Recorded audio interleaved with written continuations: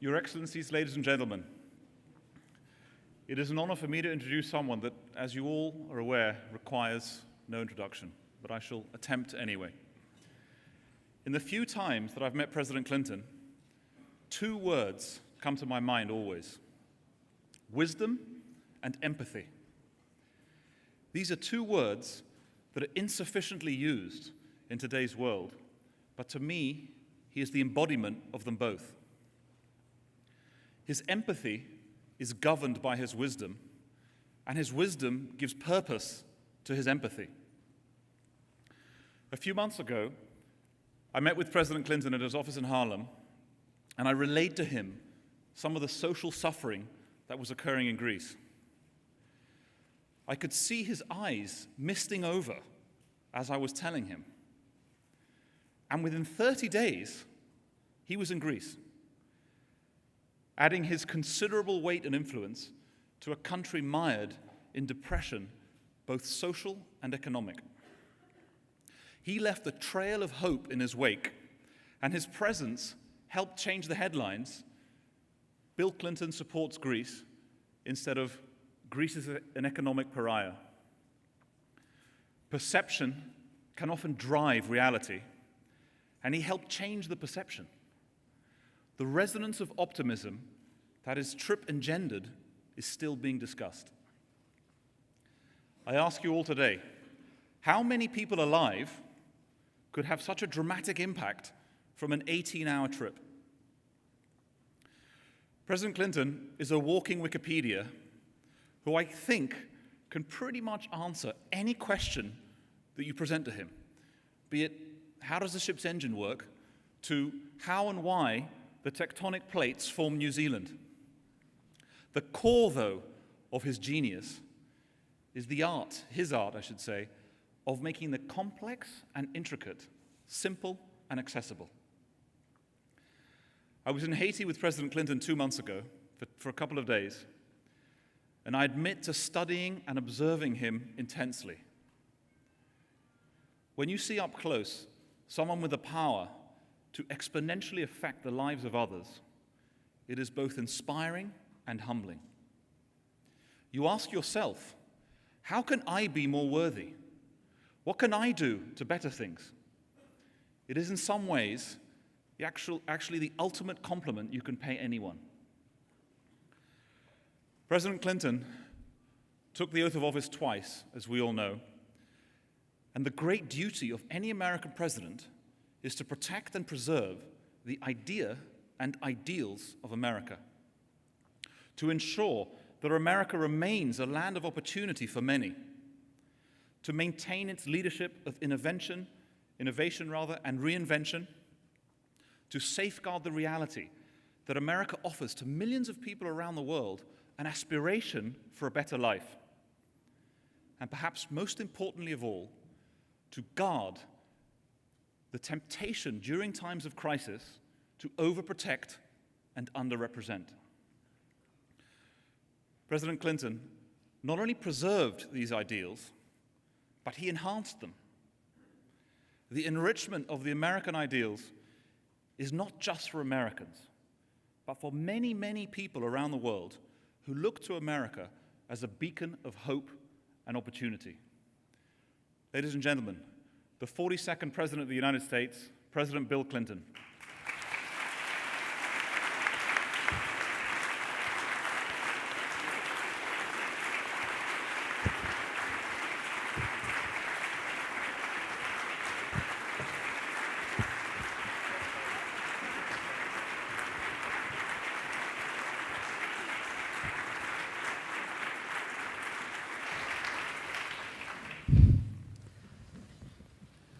George got off stage in a hurry.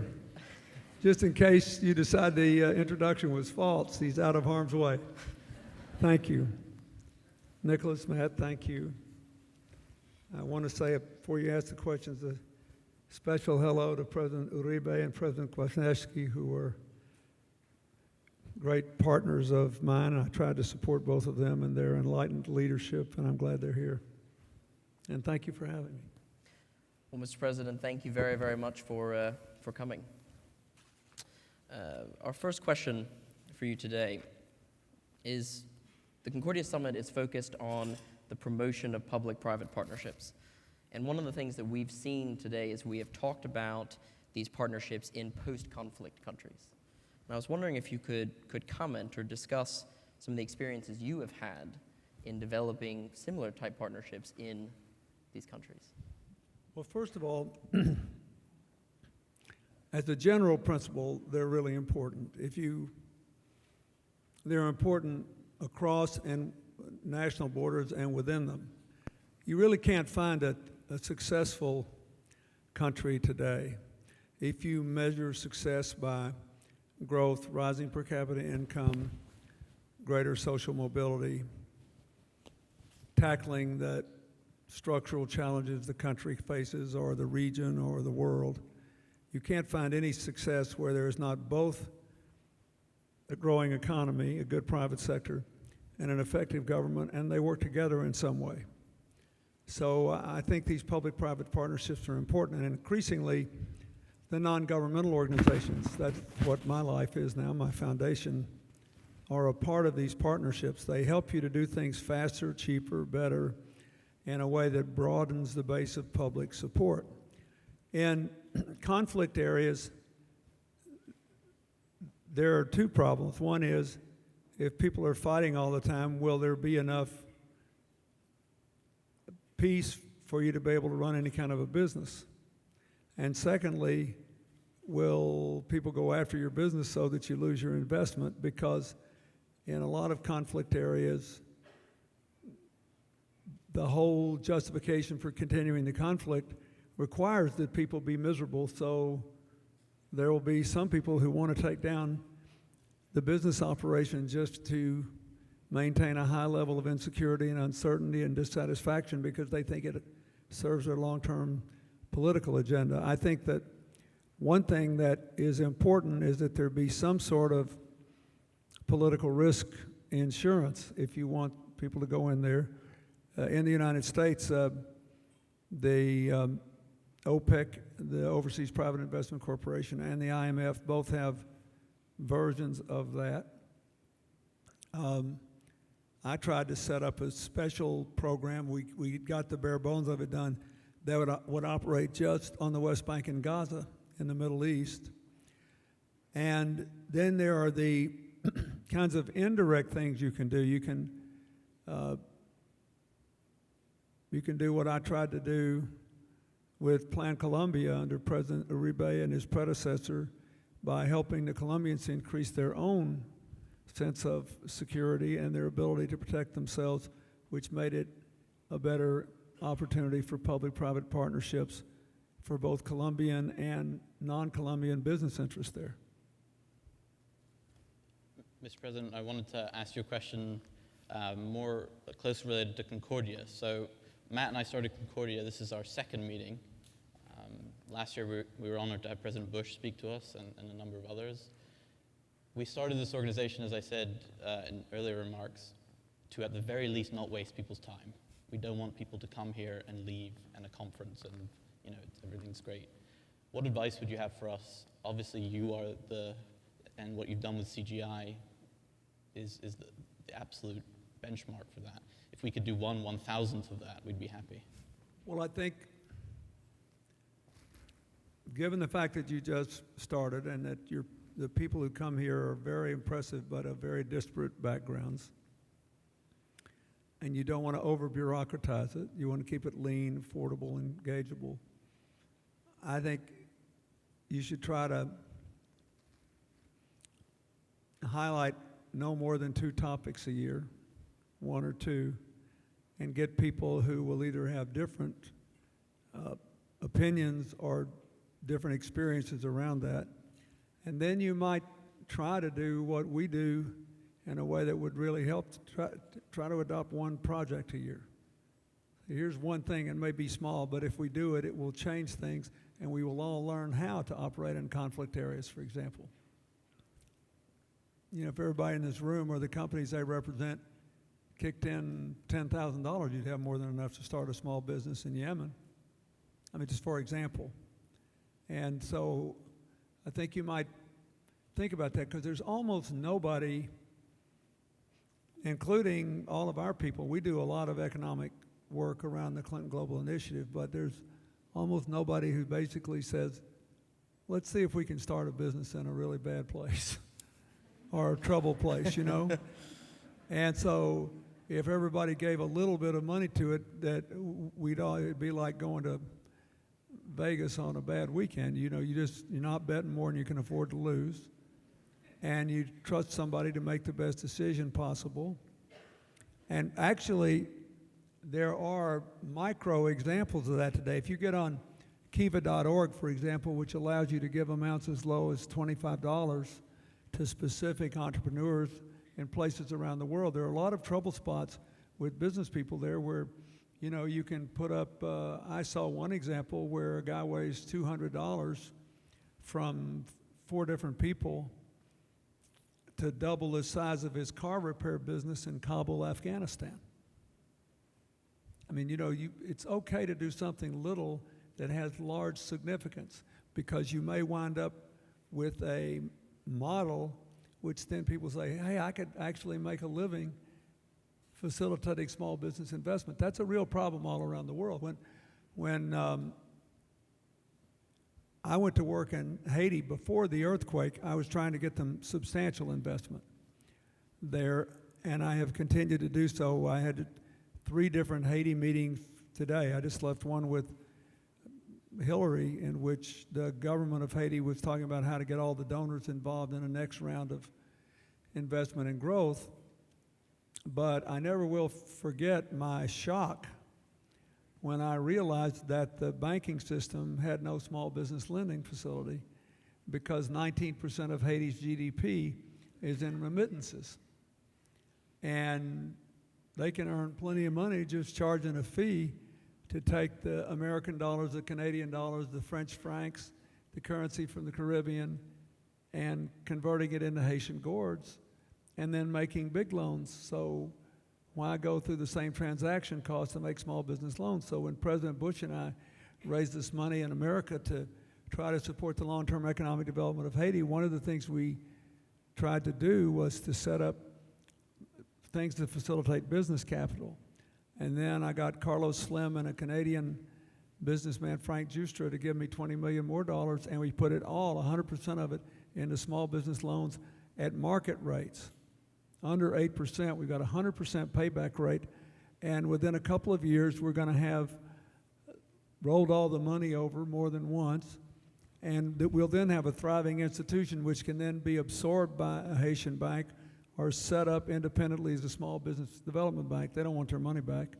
They just wanted to make sure that we could prove there was a market for small business lending. So that's my advice. My advice is pick one thing, doesn't have to be big, on a topic that everybody here is generally interested in, and see if it works. And if it fails, you'll learn something, then you can figure out how to change it.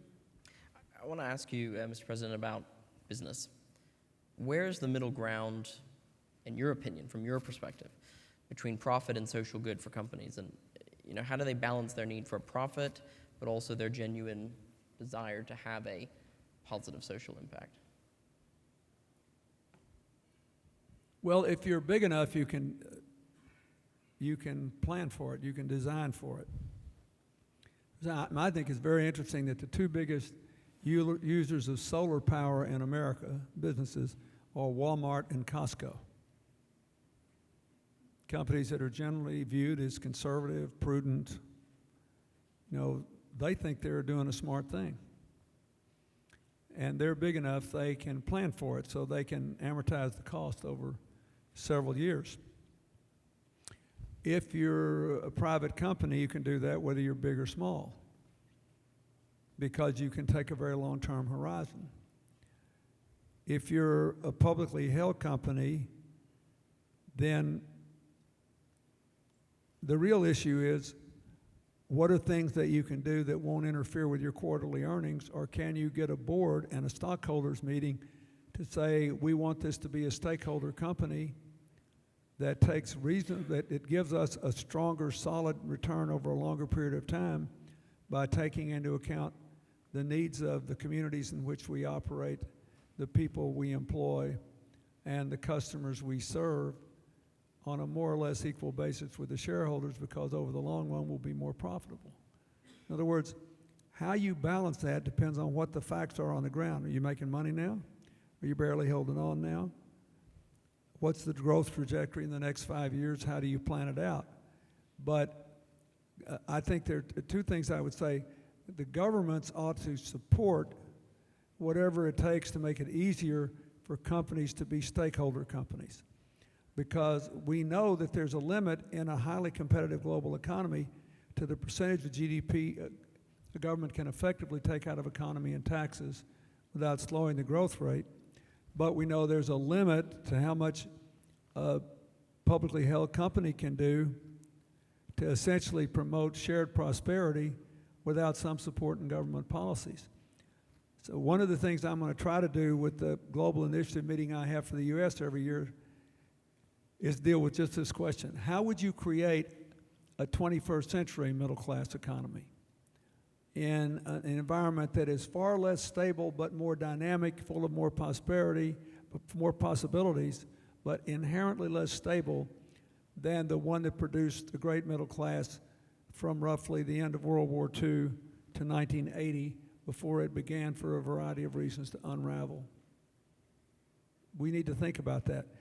One of the things that's going on in America today is the classification of these so-called B corporations, benefit corporations, where if you're incorporated under the laws of the states that allow it, you can explicitly, the board of directors is explicitly empowered to take into account the impact of its decisions on the environment, the community, the employees, and the customers, as well as the quarterly bottom line.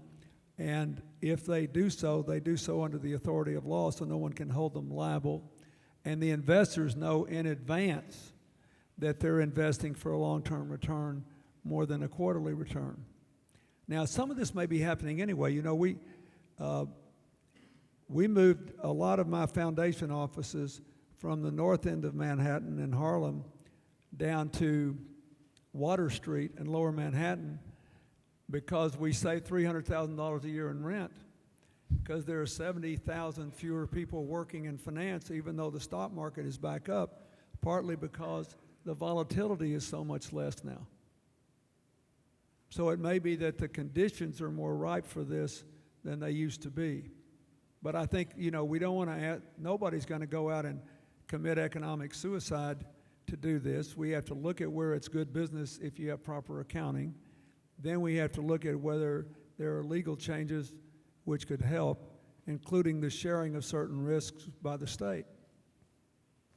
Mr. President, I wanted to sort of segue to an issue very close to my heart and in many ways a public-private partnership, and that's immigration, and how it relates to, in your view, the improvement, the sort of growth, future growth of the U.S. economy. I mean, I say to people sometimes and they laugh at me, but it's, sorry? Oh, sorry. I say sometimes to my friends, and they think it's a joke, I say, I love America. And it's the purest words that I can mean in the purest form. And there's so many people out there across the world that are beating down the doors to get in here. And at a time when the economy is suffering, why, in your view, do you think there hasn't been comprehensive immigration reform? There hasn't been what? Comprehensive immigration reform, and what benefit would it do? Would it provide to the economy if there was? Well, I think there hasn't been comprehensive immigration reform for two reasons.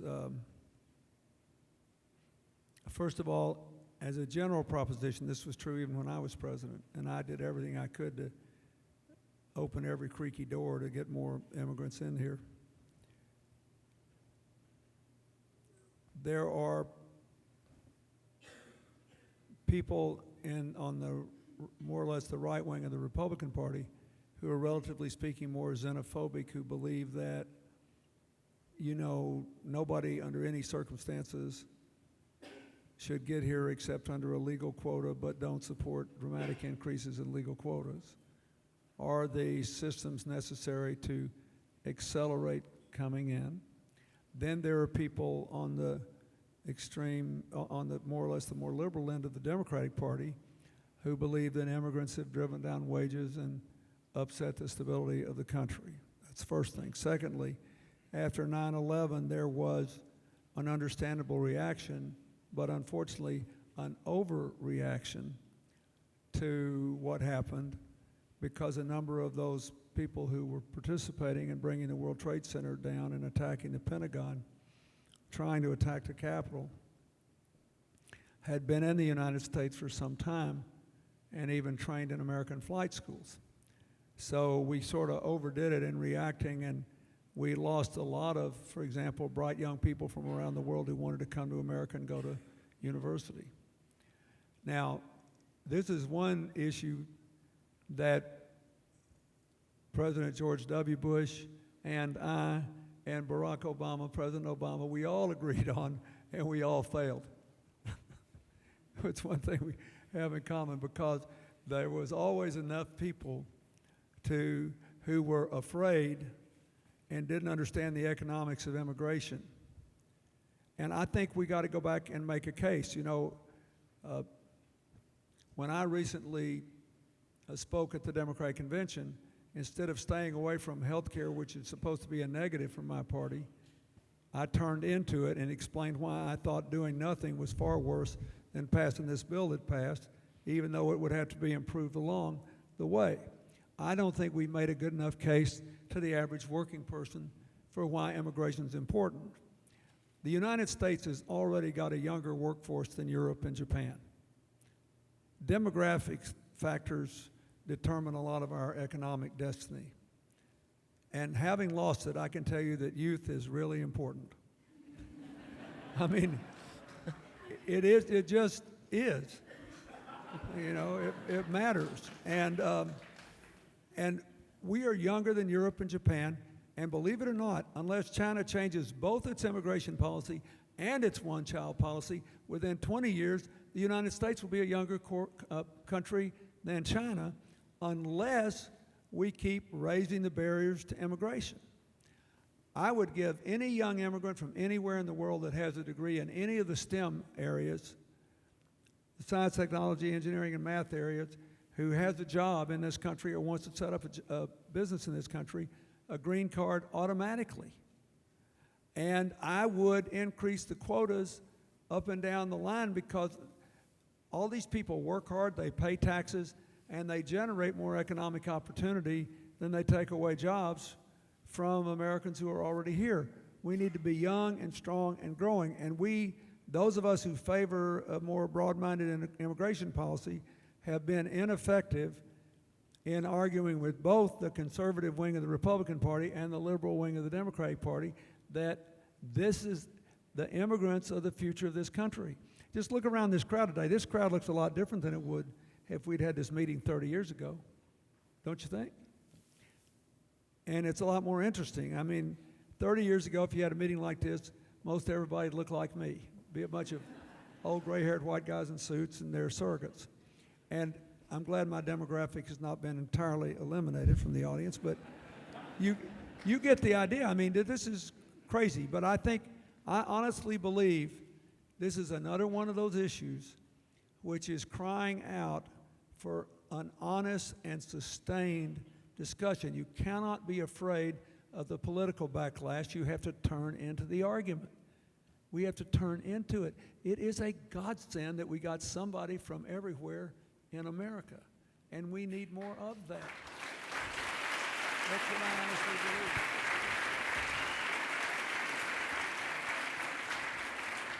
Mr. President, to pick up on something that you referenced, when Senator McCain was here this morning, one of the things he talked about was how nervous he was about the fact that the extreme of his party were going to make it continually more difficult to process foreign aid at the levels that he thought were necessary. Do you feel that that is occurring as well? And if so, what is the vacuum that's going to be created if we continue in our country to speak negatively of foreign aid? Oh, yeah, it's a terrible mistake. I mean, Senator McCain has been great on this, and I admire him for 1,000 reasons, but this is one of them. Bob Gates, who was President Bush's defense secretary, who was retained by President Obama until he, Bob Gates is really a great man and was a great defense secretary. I think he and Bill Perry, who served me, or probably got more done as defense secretaries than anybody since George Marshall at the end of the war. Gates testified with Hillary before the Congress that he considered foreign assistance to be critical to our national security. So you basically have a lot of the Congress moving to the right of the Secretary of Defense. And again, this whole thing is complicated by two factors. One is most people think that a lot of this foreign aid is a welfare program, and it's really not true. Most of it's designed to promote private sector growth and development and help countries build institutions so they can support themselves. And when President Bush established this Millennium Challenge Grant, I loved it. In 2000, my last year as president, we forgave the debts of the world's poorest countries if, but only if, they could document that they put all the savings into education, health, or economic development. Nothing into military expenditures and nothing into foreign bank accounts. That is, they had to be able to document it to get the debt relief. The average person has no idea how much real progress there has been in how aid is delivered. I'll give you another example. For years and years, all the wealthy countries in the world, including the United States, gave far less foreign aid than they said they did because anywhere from 30 to 50% of the money would be siphoned off in the home country before it ever reached the country that it was intended to reach. Because American NGOs got the contracts and because the government would inquire this, that, or the other kind of study in order for the aid to be released. Sometimes it sounded like it made good sense, like before the president's aid money could be released to South Africa, once they really decided they want to take on the AIDS problem and get treatment for everybody, there had to be a study proving that they could manage this massive influx of drugs, they could store them properly, they could distribute them in a timely fashion. Sounds sensible. The problem is the U.S. government gave a $3 million contract for somebody to do that study, and they were 6 months late, and the people in my foundation did it in 6 weeks for $80,000. And we made no money on it. We just took whatever it cost us to hire the people to do it. So, the point I'm trying to make is we now know how to do this. And there have been, as much as any area of public policy, since I've left the White House, beginning in our last year, there has been more progress in how to do foreign assistance in a way that promotes growth and sustainability and empowerment. Second problem you've got is Americans always say, oh, we got a terrible deficit problem, cut foreign aid. And you say, well, what do you think we should spend on foreign aid? And they always say 3 to 5% of the budget. And what do you think we spend? Depending on the poll, it'll always say, 10 to 25%. And you say, but we only spend 1%. And they'll say, I don't believe you. It is like being lost in a fun house. It's crazy. And you say, but I'll show you the numbers. And they'll say, I'm sorry, I don't believe you. Somehow this has been embedded. And political leaders in both parties, including me, all of us who support this, we have not taken this issue to the American people in the appropriate way. They actually are willing to be more generous than we have been. They understand it's an important part of our national security, but they believe that we blow a lot of the money and that we spend a lot more than we do. And we better figure out a fix for that is bipartisan and broad-based. I wanted to ask you about Optimism, the subject of your recent Newsweek article cover. We saw each other in Greece, which is obviously going through a very difficult time. And to me, sort of the case for optimism is clear-cut in Greece. You take a Greek person outside of Greece, and they change completely. You put them back in Greece, and the atmosphere really, it's almost visibly draining. If you could talk a little bit about how optimism can be used as a force in different countries in the world today, more specifically in Greece, which I'm Greek, and it's obviously close to my heart, and it's a tough situation there. Well, first of all, and it's not just the Greeks. You ever met a poor Palestinian outside the Palestinian territories? Ever? Have the highest per capita income of any ethnic group in Ecuador. There was a Palestinian Ecuadorian president when I was serving. We solved the border dispute between Ecuador and Peru. He was the president. The Palestinians dominate the flower trade in Chile, international flower trade. So this is typically the problem. There are a lot of people who have governments and systems that are not worthy of them that are smart. The basic case for optimism is that intelligence and the willingness to work hard are evenly distributed throughout the world. Technology is democratizing it and empowering people to access it. And of all the mega problems we have, and there are a lot of mega problems, they are all achievable at an affordable price and largely for a profit if we could organize ourselves. Everybody knows what the case is for negativism or, the meltdown and all of that. But if you just take Greece, the average Greek didn't even know until everybody started talking about it that he or she worked 25% more hours per week than the average German. Did you know that? In other words, there's nothing wrong with Greece. The people are smart. There's a reason that they basically were the fountainhead of so much of Western philosophy and culture. They have for many years had an social organizational system that provided a lot of government benefits, including very heavy pension obligations, with a tax system that didn't collect the taxes that the law said were owed, and they were able to kick the can down the road. So they had a problem. Let's go next to the Spanish. The Spanish, when the financial crisis occurred, just had an old-fashioned housing bubble.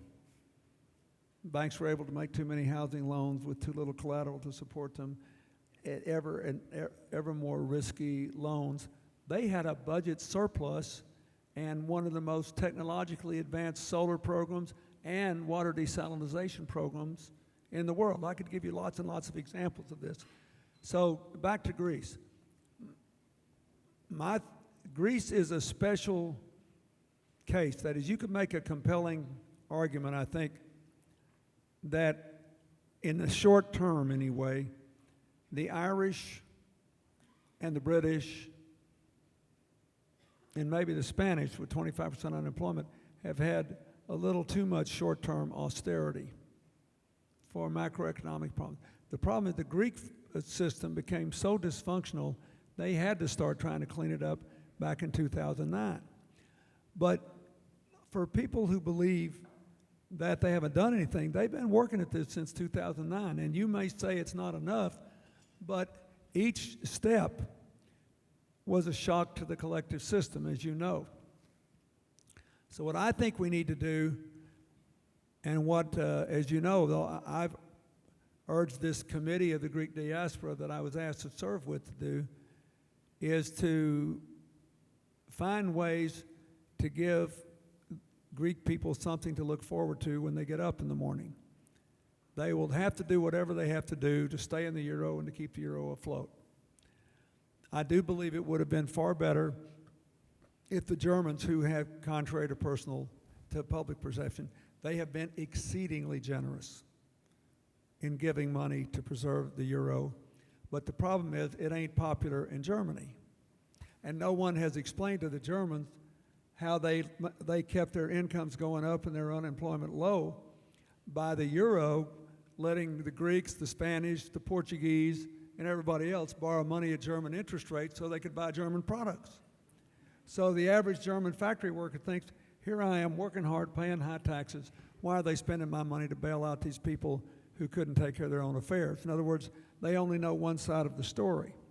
So poor Chancellor Merkel, with her coalition government, has not been able to get the aid out there quick enough to set some of it aside in euro bonds to put people to work now, even as you're bringing down the government debt over the long run.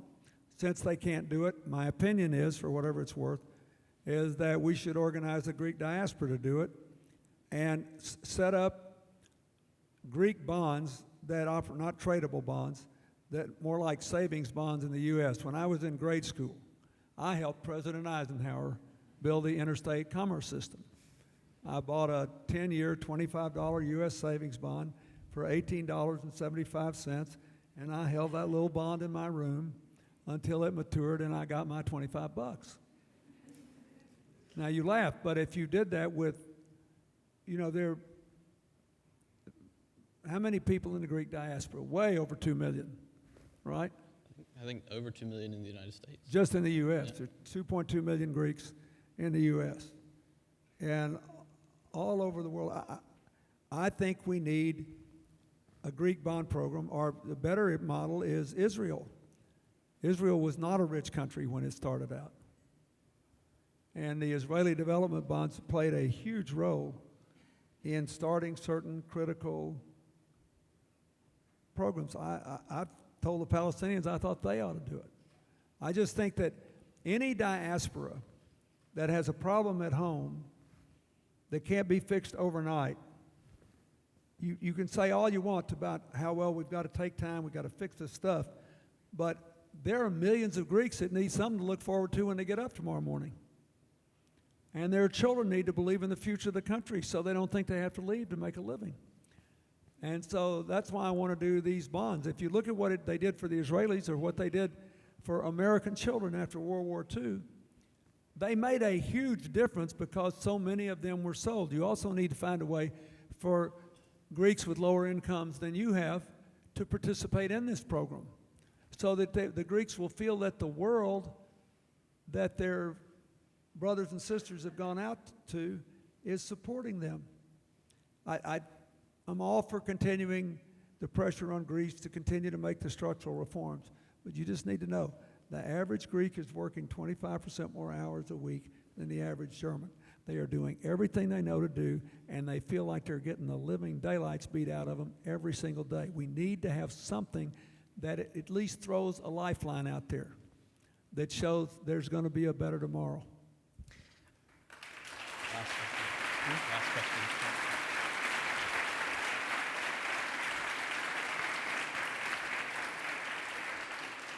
Our partner this year is the U.S. Afghan Women's Council, and for them we're developing a corporate committee to help them attract more private investment into Afghanistan and the programs that they do to complement Goldman Sachs, Kate Spade, Abbott. What's next for Afghanistan? I don't know. And I say that here's the problem I see they have. We've been there a long, long time. We went there in the beginning because we were hunting bin Laden. And we decided while we were there, we might as well get rid of the most repressive government on the face of the earth when it came to the treatment of women and girls. And I'm proud that we did that because the Taliban also basically granted safe haven to the Al-Qaeda. At that time, ever so briefly, we had this. We were working through a group called the Northern Alliance, which also had the support of Iran. We had about a 3.5-day alliance with Iran in 2001. It actually went on a little longer than that, but you get the idea. Once we got diverted into Iraq, and that happened, and then we tried to help in Afghanistan. The current Afghan government had been if not discredited, at least limited in the impact it could have for all kinds of reasons, including allegations of inefficiency and/or corruption. But again, you know, I find the Afghans very impressive people, highly intelligent people, stuck in a part of the world that's inherently difficult to organize, subject to the systematic power of clans with weapons, and extremely fertile for poppy, and responsible at given years for 90% of the world's opium crop. So I'm telling you the truth, I don't know, but I do believe that there are a lot of honest entrepreneurial people there, and there are an enormous number of people in Afghanistan that would like to preserve their constitutional democracy, including decent treatment for women and opportunities for girls to go to school and make their lives and be treated with some dignity. And I hope we will, as we take down our military involvement, I hope we will stay involved, because who knows, maybe they'll turn out like the Libyans. Just never forget, boy, when that president of Libya was a real champ after our ambassador was murdered. And there were Libyans who were killed trying to save his life. And our ambassador knew what he was doing, but he believed in Libya. And then the citizens, ordinary citizens, stormed the headquarters of two of those violent militia groups and forced them to shut down. And now two more have announced that they were going to give up all their weapons. It just belongs, a lot of the Afghan people's future belongs to them now, and they're going to have to decide how bad they want to be free of the kind of oppressive conditions the Taliban imposed and what their pain threshold is. But if they want to be free of it and they've got a high enough pain threshold, I think we should continue to support them. Absolutely. Mr. President, thank you so much for being here. Thank you. Thank you.